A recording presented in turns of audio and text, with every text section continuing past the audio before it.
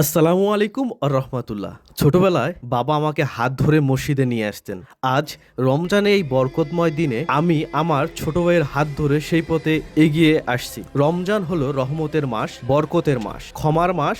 এই পবিত্র মাসে আল্লাহ আমাদের সব গুনাহ মাফ করেন যদি আমরা আন্তরিক হই, যদি আমরা দয়া, ধৈর্য আর তওবার পথে থাকি।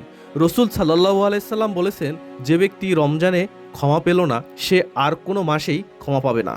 তাই আসুন আমরা এই পবিত্র মাসে আল্লাহর কাছে ক্ষমা চাই, দোয়া করি, আমাদের জীবন আল্লাহর রহমতে আলোকিত করি। রমজানের এই জুমা আমাদের মনে করায় আমরা সবাই আল্লাহর রহমতের দিকে তাকাই। আমরা সবাই একসাথে এই পথেই এগিয়ে যাই, যেখানে আল্লাহ ক্ষমা আর ভালোবাসা আমাদের জীবন গড়ে তোলে। আল্লাহ আমাদের সবাইকে এই রহমতময়, বরকতময় মাসের ওসিলায় ক্ষমা করেন। আমিন।